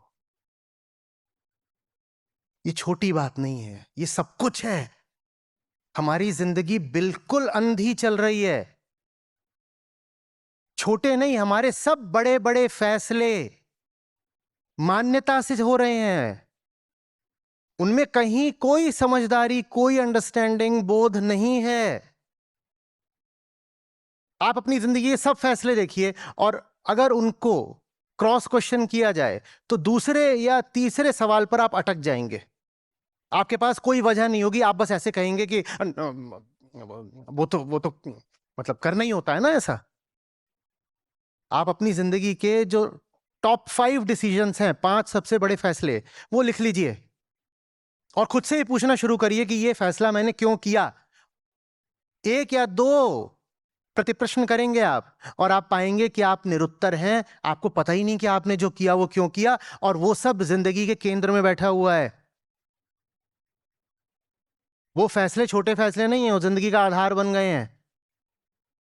तो हम छोटे मोटे सुपरस्टिशियस नहीं है, हमारी पूरी life he saga of superstition है। सिर्फ अंधविश्वास की एक लंबी धारा है जन्म से मृत्यु तक। जी कहिए। नमस्ते आचार्य जी। मेरा आपसे एक प्रश्न है कि जिसे हम आभास कहते हैं, कि मुझे आभास हो गया था कि ये होगा, और वो हो जाता है आपकी ज़िंदगी में, और कई बार वो चीज़ बहुत नेगेटिव होती है जो कि आपको शायद उस क्षण पे रोक देती है, समय चाहे कितना भी बीत जाए। तो क्या उसे भी हम सुपरस्टिशन में ही गिनेंगे? बेशक, आप इंट्यूशन की बात कर रही हैं। स्टैटिस्टिकल रिगर की डिमांड है कि सैंपल थोड़ा बड़ा होना चाहिए।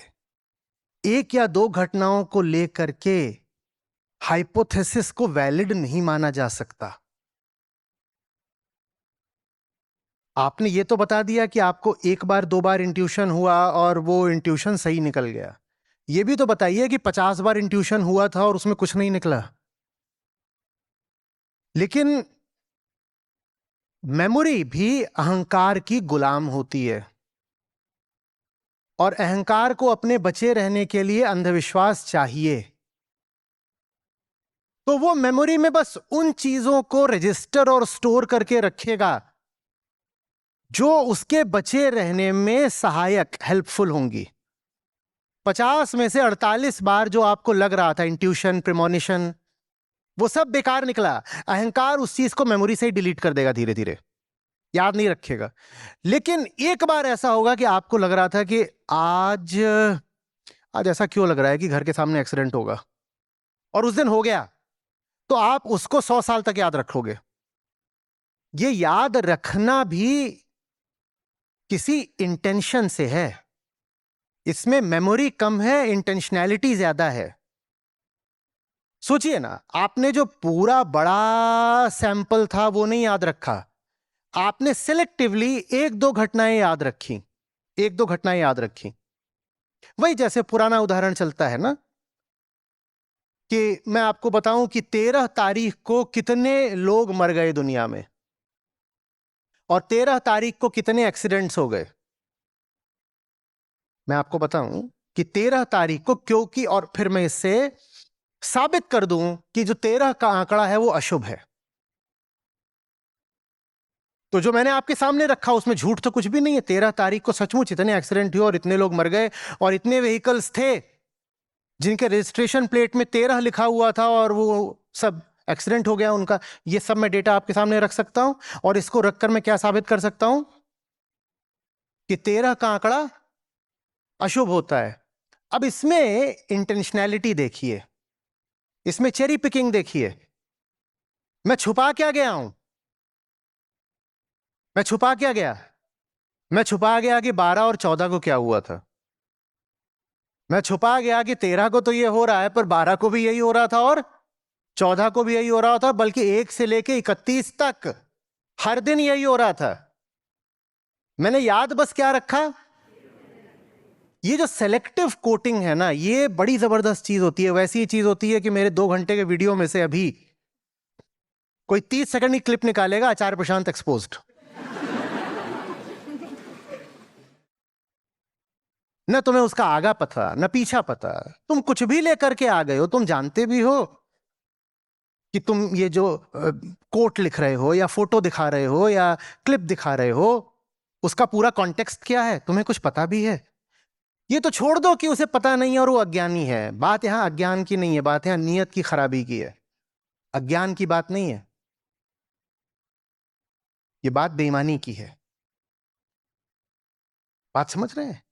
इंट्यूशन माने कुछ नहीं होता है। देखिए समझिए, इवोल्यूशन की प्रक्रिया रही है ना पूरी, उस समय पर शरीर को बचाने के लिए बहुत आवश्यक था कि अनुभवों का स्ट्रैटेजिक इस्तेमाल किया जाए, क्योंकि उस वक्त पर इंटेलेक्ट बहुत डेवलप्ड नहीं थी, टेक्नोलॉजी जैसी कोई चीज नहीं, इकोनॉमिक्स जैसी कोई चीज नहीं, कोई सोशल स्ट्रक्चर नहीं जो आपको सिक्योरिटी दे सके, वेपन्स जैसा कुछ नहीं आपके पास, लैब्स जैसा कुछ नहीं, ना सैटेलाइट ना जीपीएस, कुछ नहीं, जंगल में हो आप।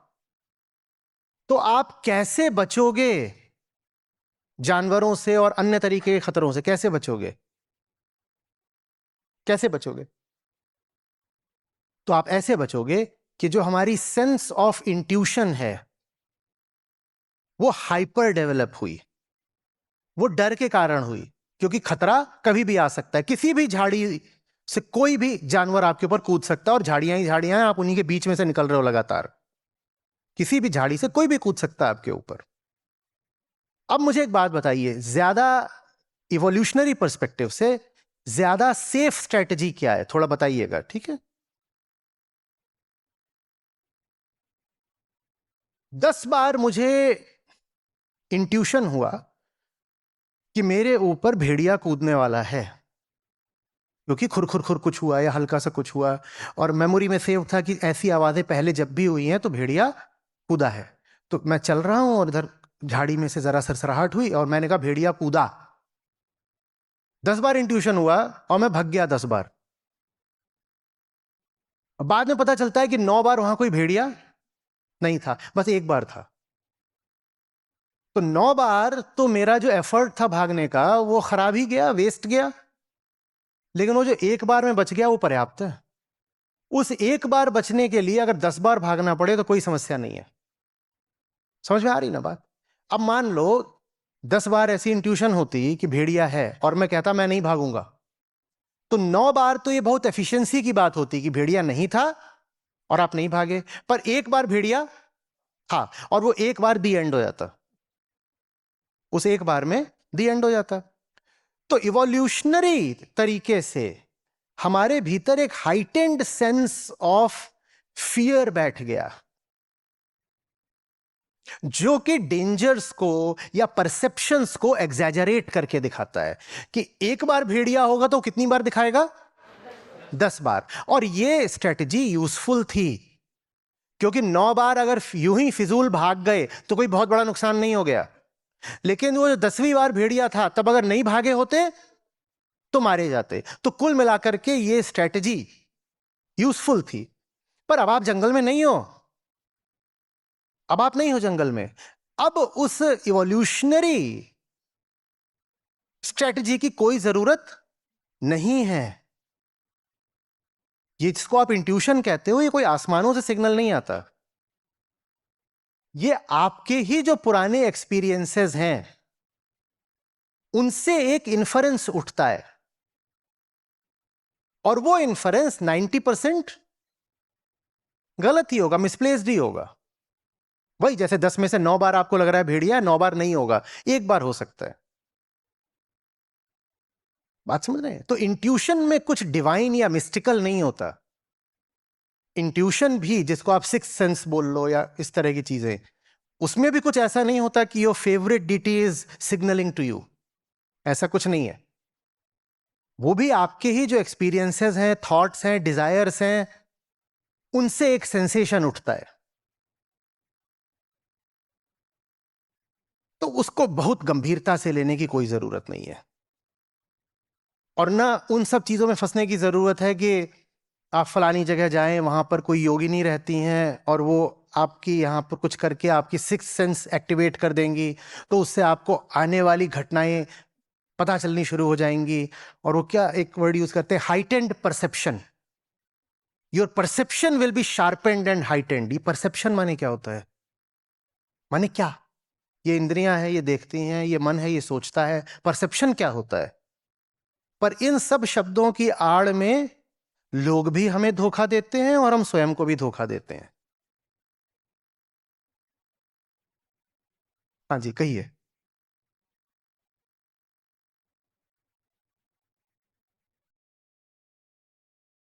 Hi sir. सर, मेरे को लॉ ऑफ अट्रैक्शन के बारे में इससे कनेक्शन जानना था।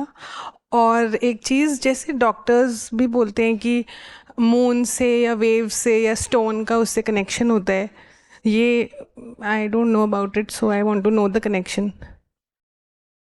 ये बातें तो मैंने कहा था पहले मेरे छोटे भाई से पूछ लिया करिए, वही आपको एनलाइटन कर देगा। Law of attraction between poles of a magnet, between what?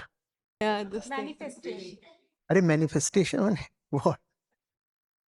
So जो सोचते हैं वो हो जाता है, ऐसा ये जो फंडा है इसके बारे में। और सर सच में ट्राई करते, कभी कभी वर्क भी करता है, पता नहीं कैसे वर्क करता है। वो बोलते हैं कि कभी पार्किंग कभी वेग है, सारी जो बात है ना उस कभी कभी में छिपी हुई है। कभी कभी तो कुछ भी हो जाता है। एक बंद घड़ी भी दिन में 2 बार माने कभी कभी सही समय दिखाती है। सर एक बुक पढ़े थे, उसमें पार्किंग स्पॉट। क्यों पढ़ी? क्यों पढ़ी? इतनी अच्छी अच्छी किताबें दुनिया में, उनको छोड़ के ये क्यों पढ़ा? सर अभी ये भी पढ़ रहे हैं तो अब ये पढ़ना मुश्किल हो जाएगा। लॉ ऑफ अट्रैक्शन, मैनिफेस्टेशन माने क्या? क्या कहना चाहते हो? क्या बोलना चाहते हो? That if you think about something, a higher power will bring it to you. हाँ तो वही है ना, फिर कोई बैठा है जो तुम्हारी मुरादें पूरी करेगा, यही है ना। हाँ तो कोई नहीं बैठा है। सर एक मैंने क्लास अटेंड किए थे एक जन का, तो उन्होंने कहा था कि उनका पहले ये मतलब था कि उनका पास खाने का भी पैसा नहीं था, तो उसके बाद उन्होंने 1 करोड़ रुपया मैनिफेस्टेशन करके मतलब उन्होंने हाँ किया है। और मतलब उसके बाद उन्होंने और भी जितना मतलब बंगला गाड़ी मतलब ये सब कुछ उन्होंने मैनिफेस्टेशन से मैनिफेस्ट किया है और अपनी डायरीज में लिख के रखते हैं और वो ये मैनिफेस्टेशन करते जाते हैं। तो वही बात है कि मतलब फिर मतलब हम वो ये टेक्निक्स भी सिखाते हैं, water manifestation technique, different kind of manifestation technique की एक डेफिनेशन होती है, ठीक है। कोई भी चीज जो आपको सिखाई जाए, अगर उसमें लॉजिक या साइंस है तो उसमें कुछ शर्तें होती हैं। शर्त ये होती है कि वो वेरीफाइएबल और फॉल्सिफाइएबल होना चाहिए, नहीं तो उसको टेक्निक नहीं बोलते। आप अपनी कार के पीछे खड़े होके बोलिए ओम शू रारा और वो उड़ जाएगी, ये टेक्निक नहीं है। आप बोलें ये एविएशन की नई टेक्निक आई है, कार के पीछे खड़े हो जाओ, साइलेंसर में उंगली दे दो और बोलो होम शू रारा, और कार बिल्कुल सकपका के झल्ला के उड़ी जाएगी। ये क्या है? इसका कोई वेरिफिकेशन है इसका? और अगर आप कहो कि मैं इसको नहीं मानती, तो आप इसे फॉल्सिफाई कैसे करोगे? ये तो बस से एक दावा है जो आपके दिमाग में डाला जा रहा है, इसका कोई प्रमाण नहीं है। प्रमाण के रूप में ये व्यक्ति किसको प्रस्तुत कर रहे हैं? स्वयं को। कह रहे मेरे साथ हुआ था, मेरे 1 करोड़ रुपए आ गए। अरे भाई, पीयर रिव्यू कोई चीज होती है? तुम्हारे साथ हुआ था, तुम यहां 2-4 बैठे हैं, इनके साथ करके दिखा दो, वो भी तो माने। मैं खुद ही अपनी बात का प्रमाण बन जाऊं, ये क्या है? मेरी कार है वो उड़ जाती है ऐसे ही, आपको मानना पड़ेगा। कार के पीछे जाना है, साइलेंसर में कुछ डाल दीजिए और बोलिए होम शू रारा, और वो ऐसे उड़ जाएगी। ये क्या है? ये क्या है? ये क्या मतलब? ये इसको टेक्निक वर्ड क्यों, अपमान क्यों कर रहे हैं हम टेक्निक वर्ड का?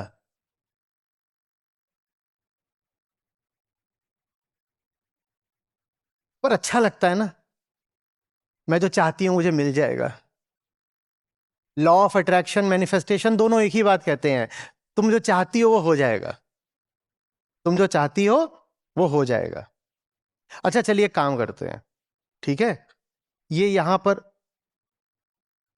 इस काले मग में चाय रखी हुई है, ठीक है। आप दोनों मैनिफेस्ट करिए, एक ही गुरुजी की आप दोनों शिष्य हैं, तो आप दोनों मैनिफेस्ट करिए कि आप दोनों इसी से चाय पी रही हैं। करिए। कैसे हो जाएगा? अरे बहुत बढ़िया है ये, मैं आपको बता रहा हूं। आप जब आप कुछ भी मान सकते हैं तो आप ये भी मानिए ना, ये प्लेटिनम और टाइटेनियम की एलॉय का है और 180 करोड़ का है। हम तो कुछ भी मान लेते हैं, तो ये भी मानो। अरे मैं कह रहा हूं ना, आई एम द प्रूफ। हाँ, ये 180 करोड़ का है। आप दोनों मैनिफेस्ट करिए कि आप दोनों ही इससे चाय पी रहे हैं, करिए। और अभी इतना महंगा है तो बहुत लोगों को लोग, सब लोग करोगे, सब इसी से पी रहे हो। आप देख नहीं रहे हो कि ये बात कितनी बेतुकी है? क्योंकि हम सब लगभग एक जैसी ही चीजें चाहते हैं कि नहीं? चाहते हैं कि नहीं? कॉलेज में एक जॉब आई है, 3 वैकेंसीज हैं और 300 लोगों को चाहिए, ठीक? ऑफिस में प्रमोशन होना है, उसके लिए 8 उम्मीदवार हैं, ठीक? चाहते हैं ना? अब सबके सब लगे हैं मैनिफेस्ट करने में, और सबके सब सेम टेक्नोलॉजी फॉलो कर रहे हैं अकॉर्डिंग टू टेक्नोलॉजी। तो टेक्नोलॉजी अगर सब सेम फॉलो कर रहे हैं तो उसका आउटपुट भी सेम आना चाहिए भाई। पानी का टेम्परेचर बढ़ाने की टेक्नोलॉजी क्या होती है? उसके नीचे आग जला दो, ये एक टेक्नोलॉजी है। तो जितने लोग आग जलाएंगे सबको सेम आउटपुट मिलेगा ना। तो अब 15 लोगों को ये कप चाहिए और 15 के 15 कह रहे हैं मुझे यही कप चाहिए, the most coveted cup, platinum titanium alloy. किसको मिलेगा ये? किसको मिलेगा? नहीं, सबका यही है कि हमें भी मिल, हम सबसे पहले हैं, और हर आदमी कह रहा है सबसे पहले मैं इसको पकड़ रहा हूं। किसको मिलेगा? जो चोरी करेगा। सबके सब यही मैनिफेस्ट कर रहे हैं कि कोई चोरी नहीं कर पाया, मुझे मिल गया। किसको मिलेगा? हाँ, सब पीक इंटेंसिटी पे बैठे हैं अपनी अपनी। किसको मिलेगा? किसको मिलेगा? क्योंकि किसी को मिल भी नहीं सकता, लेकिन सुनने में बहुत अच्छा लगता है। न हिलना है, न डुलना है, आंख बंद करके होम शुरारा करना है। न खून बहाना, न पसीना बहाना, क्या करना है? होम शुरारा। आरा आरा आरा आरा आरा।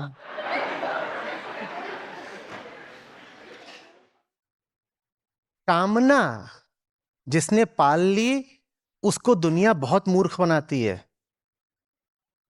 एक बार आप में कामनाएं आ गई ना, अब आप लॉ ऑफ अट्रैक्शन की दुकान में भी लुटोगे, मैनिफेस्टेशन की दुकान में भी लुटोगे, सब आपको एक ही वादा करेंगे, तुम्हारी कामना पूरी कर दूंगा।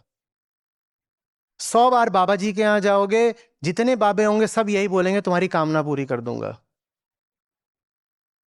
जो जो दुनिया तुमसे लेना चाहती होगी सब ले लेगी, बस क्या बोलकर? कामना पूरी कर देंगे। दिख नहीं रहा है, ये सब बस कामना पूर्ति के खेल हैं, और ये ऐसे खेल हैं जिनमें कामना पूर्ति किसी भी हालत में हो भी नहीं सकती, हो ही नहीं सकती।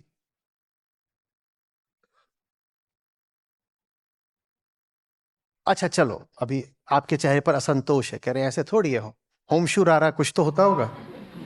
अच्छा मान लो कामना पूर्ति हो भी सकती है, ठीक, तो मांगोगे क्या? क्या मांगोगे? आप इसको भी मांगो, इसके लिए मुझे आपको ललचाना पड़ा। आप ये भी तभी मांगोगे जब मैं आपको ललचाऊंगा कि ये 180 करोड़ का है, तो कहोगे मुझे चाहिए। अगर मैं मान भी लूं कि लॉ ऑफ अट्रैक्शन, भाई लॉ शब्द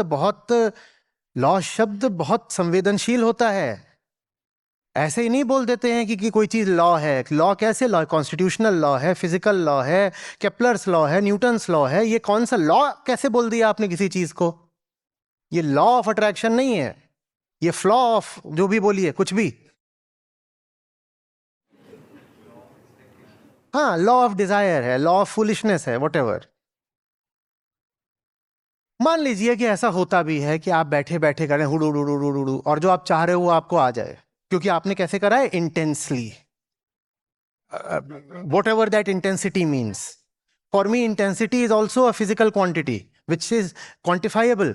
इंटेंसिटी मेजर की जा सकती है, इंटेंसिटी कोई सब्जेक्टिव चीज नहीं होती है। तो आप मांग भी रहे हो तो क्या मांगोगे?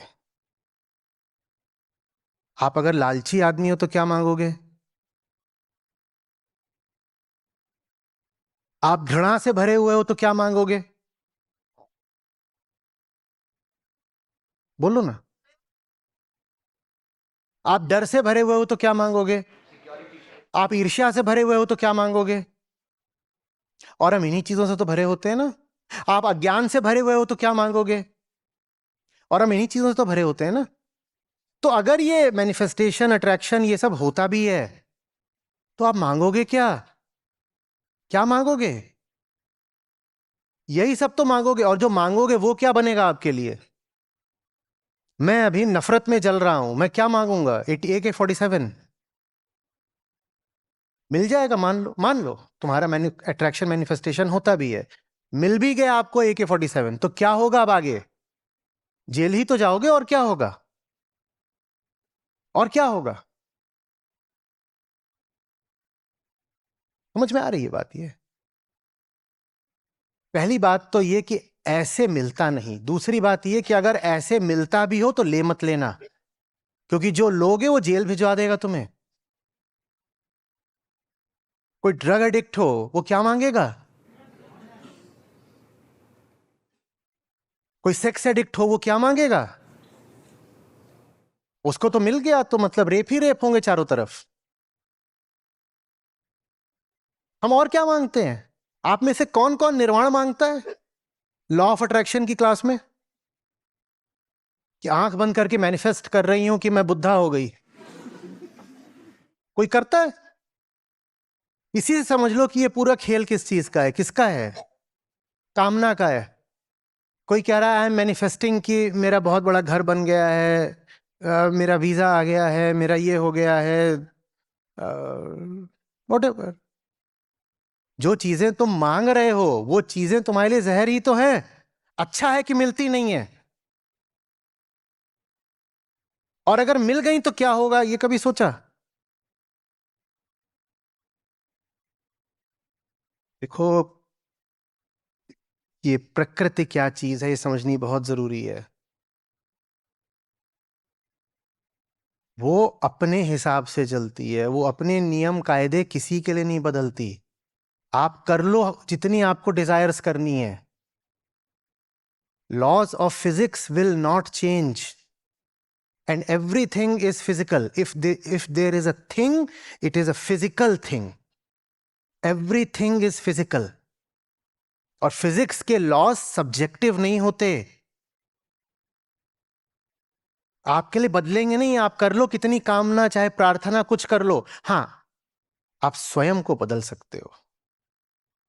पर स्वयं को अहंकार बदलना नहीं चाहता, तो वो क्या चाहता है? वो चाहता है जगत के नियम बदल जाएं। पूरी दुनिया पर धूप बरस रही है, मेरे घर पर बादल बरस जाए। यही तो होता है लॉ ऑफ अट्रैक्शन। कि पूरी दुनिया झुलस रही थी पर मैंने बादलों को अट्रैक्ट कर लिया और बादल मेरे आंगन में बरस गए।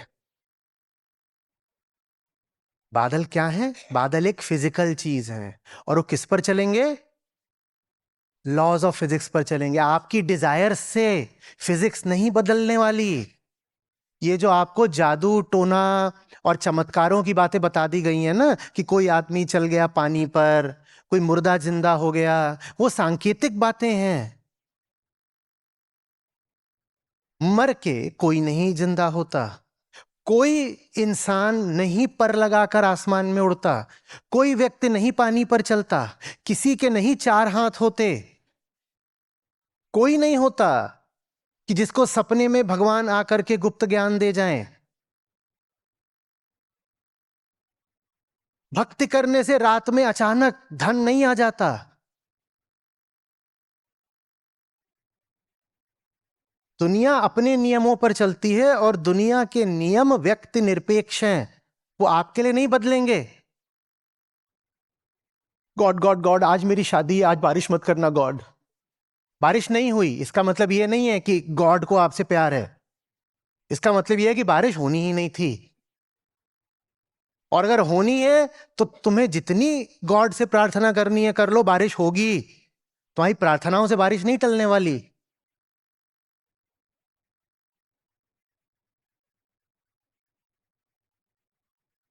बारिश नहीं हो रही है, फसलें सूख रही हैं, तो आप जा करके वहां पर यज्ञ कर रहे हो, उससे बारिश नहीं होने वाली।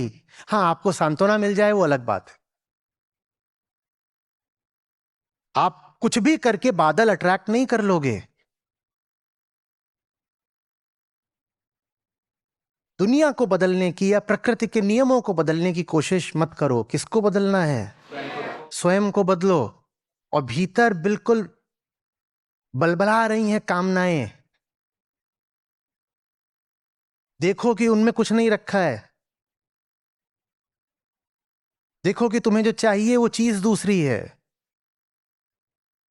ये अंड बंड तरीके की, यहां से ये मिल जाए, यहां से। अच्छा, एक बात बताओ, आप में से कितने लोग ठगे गए हैं कभी ना कभी?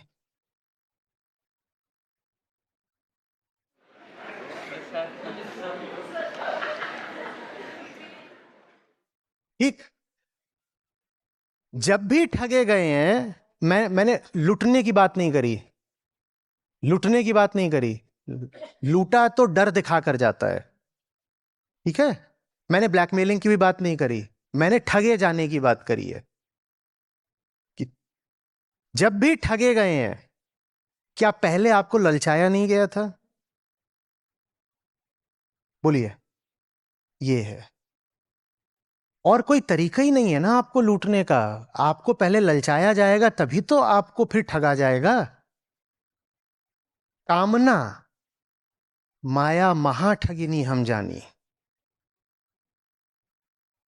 जिसके पास ये भीतर दहकती हुई कामनाएं ना हो, वो दुनिया में क्यों ठगा जाएगा?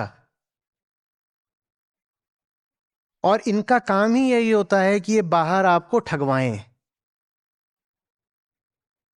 दूसरा नहीं ठग रहा आपको।